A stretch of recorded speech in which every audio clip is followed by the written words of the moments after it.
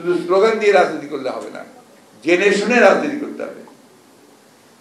আমরা তো আসলে দুঃখজনকভাবে হলেও সত্য যে আমরা অন্যান্য দলগুলোর দিকে দু একটা দলের দিকে যদি তাকিয়ে দেখবেন, আমি একটা রেফারেন্স দিয়ে বলতে চাই, আমি জামাতে ইসলামের রাজনীতি সমর্থন করি না, তো জামাতে ইসলামের যে কৌশল, তাদের যে রাজনীতির যে প্রক্রিয়া অত্যন্ত বিজ্ঞানসম্মত, বৈজ্ঞানিক, ঠিক কমিউনিস্ট পার্টির মতোই অনেকটা।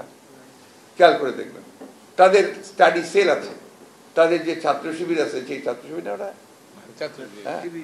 শিবির, ছাত্র শিবিরের প্রত্যেকটা সেল আছে, তাদের লেখাপড়া করতে হয়, বই পড়তে হয়, সেই বই পড়ে তাদেরকে উত্তর দিতে হয়, এবং সেখানে দেখবেন যে তারা নিজেরা বই প্রকাশ করে, পত্রিকা প্রকাশ করে।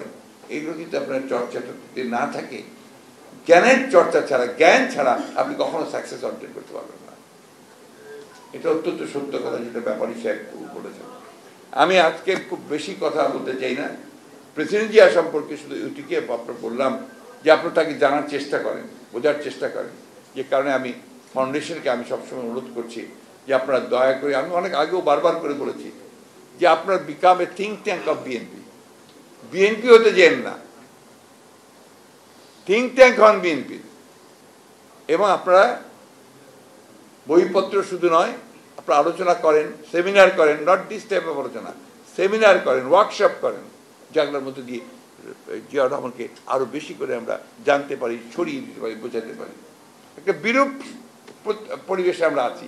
আপনি জিয়া রহমানের কথা বললেই আপনাকে মারতে আসবে, এবং এখন তো কনস্টিটিউশনে এমন কিছু ঢুকিয়েছে যে সত্য কথা বলতে গেলে আপনাকে আবার রাষ্ট্রদ্রোহিতার মামলায় দিয়ে দেবে, তাই না?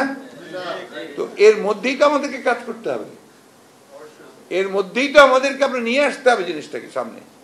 তাই আমরা যেভাবে পড়ি আমরা সেইভাবে নিয়ে আসবো ইনশাল্লাহ। ইনশাল্লাহ বলেন, কিন্তু কাজ করেন না, কিছু মনে করেন না। আমি যে কথাগুলো আপনাদের বলছি আজকে, আমি কিন্তু নিজে একজন শিক্ষক ছিলাম, যে কারণেই আমি কথাগুলো আজকে আবার আপনাদেরকে বলছি যে নলেজ বেসড, যেটা উনি বলেছেন, নলেজ বেসড সোসাইটি ছাড়া সেই সোসাইটি কখনো উপরে উঠতে পারে না।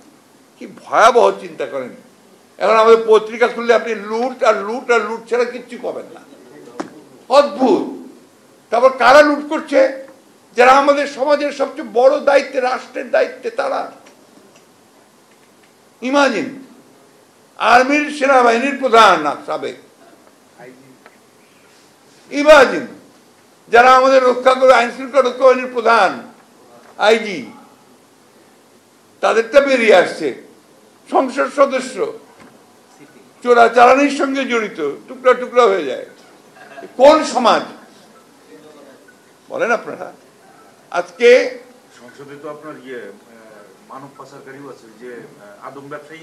আদম ব্যবসায়ী কেন ভাই, মাদক পাচারকারীও তো ছিল, ভুলে যাচ্ছেন কেন? কক্সবাজার টেকনাফের সেই লোকের কথা ভুলে যান কেন? তাই না? এখানে তো ওদেরই আপনার সবচেয়ে বেশি প্রাধান্য। ভদ্রলোক কয়টা খুঁজে পাবেন করে, কিছু মনে করবেন না, সরি। এখানে আপনার যেটা সবচেয়ে বড় প্রবলেম হচ্ছে, দেখেন প্রতিদিন দেখেন বাংলাদেশ ব্যাংক লুট হয়ে যায়, বাংলাদেশের সোনা লুট, কি হারায় গেছে, হাইজেক হয়ে গেছে। তারপরে আপনার ডলার রিজার্ভ ওই আপনার কেন্দ্রীয় ব্যাংক থেকে নিয়ে চলে যাচ্ছে, জানা যায় না। তারপরে ইন্টারন্যাশনাল আপনি হ্যাকিং হচ্ছে, হ্যাকিং হয়ে আপনার millions and millions of dollar নিয়ে চলে যাচ্ছে, তাই না? কল্পনা করা যায়। শেয়ার ব্যাংক, শেয়ার বাজার, শেয়ার বাজারে বড় বড় রথী মহারথীরা লুটপাট করে শেষ করে দিচ্ছে। অর্থমন্ত্রী বলছেন আমার কিছু করার নাই, ওদের হাত অনেক লম্বা। মোহিত সাহেব বলছিলেন, মনে আছে? মনে আছে আপনাদের? এখন বাংলাদেশে আপনার অনেকেই অনেক বড় বড় মানুষ, এত বড় মানুষ যেটা আশেপাশে যাওয়া যায় না, কেউ দরবেশ, কেউ সন্ন্যাসী, তারপরে আপনার কেউ বিরাট হয়তো বা আপনার ধর্মীয় আলেম, এইসব লোকেরা এখন আপনার আমাদের এই কাজগুলোর সঙ্গে জড়িত হয়েছে। পত্রিকায় আসছে চট্টগ্রামের চকবাজার শাখা থেকে 149 ভরি সোনা লোপাটের ঘটনা, ব্যাংকের লকার থেকে নিয়ে চলে গেছে। এখন আর ব্যাংক থেকে তো 149 ভরি কিছুই না ভাই, এটা খুব ছোট্ট ঘটনা। ব্যাংক থেকে তো আপনার টন কা টন এই সমস্ত চলে যাচ্ছে, হাজার হাজার কোটি টাকা আপনার লোপাট হয়ে বাইরে চলে যাচ্ছে, দেশের বাইরে। কোনো দিকে কোনো জবাব দিতে নাই, কোনো চিন্তা নাই, কিচ্ছু নাই। একটাই শুধু, আমাকে ক্ষমতায় বসেই থাকতে হবে, এখান থেকে আমাকে কেউ নাড়াতে পারবে না। তার জন্য আমি চতুর্দিকে সেই সমস্ত প্রতিষ্ঠানগুলোকে ধ্বংস করে দিয়ে আমার সমস্ত রক্ষী তৈরি করেছি, একটা রক্ষী। আপনি যদি এই সমস্ত দুর্নীতিবাজ কর্মকর্তাদের কথা শোনেন, তাদের বডি ল্যাঙ্গুয়েজ দেখেন, যে ওরা আমাদের প্রভু। আজকে ওই এক প্রভু এখন কোথায় গেছে? এমনভাবে কথা বলতো, এই পিস্তল দেখিয়ে বলতো, এটা তোমাকে এমনি দেওয়া হয় নাই, এটাকে ব্যবহার করার জন্য দেওয়া হয়েছে। করেছেও ব্যবহার, বহু মানুষকে মেরেছে, গুম করে রেখেছে। এখন আপনি কোথায়?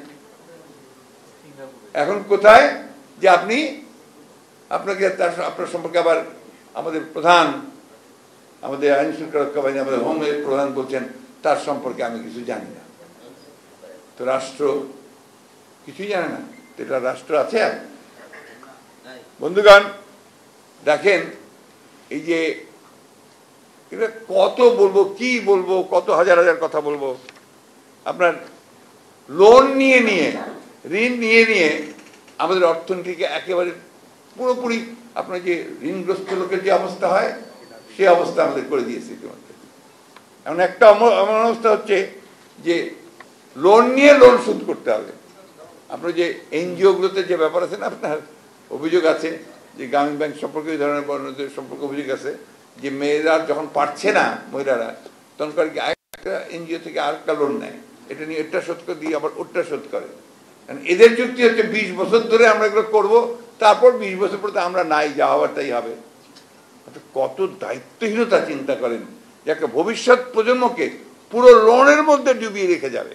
এখনই ইতিমধ্যে আপনার সেই লোনের পরিমাণ দাঁড়িয়েছে আপনার মাথা পিছু 1,55,000 টাকা। 1,55,000 টাকা মাথা পিছু লোন করছে। আপনারা এখন বলেন, এমন এমন সমস্ত প্রজেক্ট করছে, তার মধ্যে একটা প্রজেক্ট আছে রূপপুর পারমাণবিক প্রজেক্ট, কোনোদিনই শেষ হবে না। আর আমাদের ওর লোনের ইন্টারেস্ট শোধ করতে করতে আমরা শেষ হয়ে যাব। সবচেয়ে বেশি ইন্টারেস্ট রেট সেখানে।